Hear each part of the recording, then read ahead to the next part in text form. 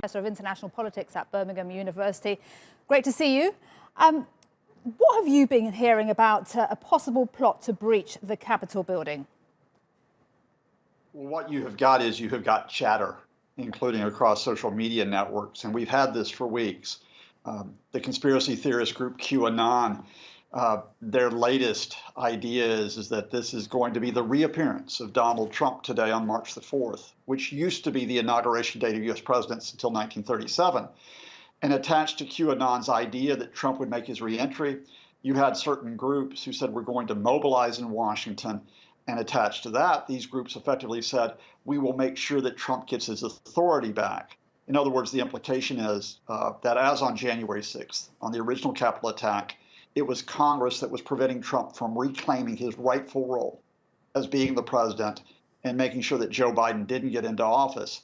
Now, personally, I didn't see anything specifically which said, let's charge into the Capitol again. But U.S. intelligence services, U.S. security services like the FBI have access to far more than I do, including a lot that is not on the surface of social media. And it's from those indications, including, say, on the dark web, that they said, yes, this threat is significant enough that we have to boost security at the Capitol. And then in the wake of that, leaders of the House, including Speaker Nancy Pelosi, said, let's get through our business on Wednesday night, including the police reform bill, including the voter rights bill, so we don't have to be in session today.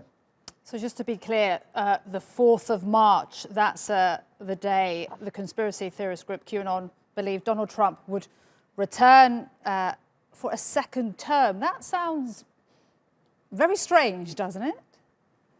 Well, look, my country, America, has a little bit of, let's say, religion always mixed in its politics.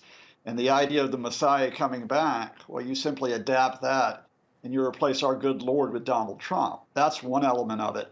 The second element of it is that Donald Trump last Sunday at the Conservative Political Action Committee not only said, I'm here, I'm going to try to run for president in 2024. He said, I will win for a third time. In other words, he repeated the lie that he won November's election. And it wasn't just him. There were others at that conservative conference, including American senators, who supported Trump's continued disinformation and falsehoods that this election was stolen from him.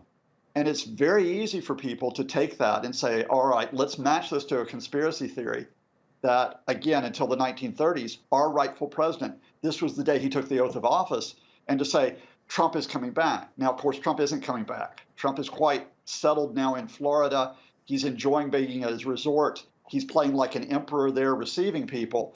But conspiracy theorists, of course, don't really deal with reality. They deal with a lot of wishes, including at times taking action which isn't very positive on the back of those wishes. And security-wise, they've done the right thing, haven't they, to avoid what we saw on January the 6th?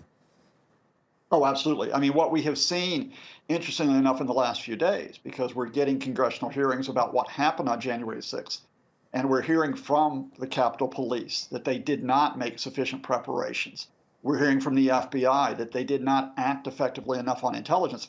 And interestingly enough, we are hearing that even on January 6th, it took 3 hours for the Department of Defense to approve the request to get National Guard into place as the Capitol was being attacked. Whether this was because of a monumental error, a monumental lack of preparation, or whether it was at the point where certain officials were actually, as it were, prepared to help Donald Trump by not intervening against the attack, this was a huge failure on January 6th that you did not want to see repeated again on March the 4th. Absolutely.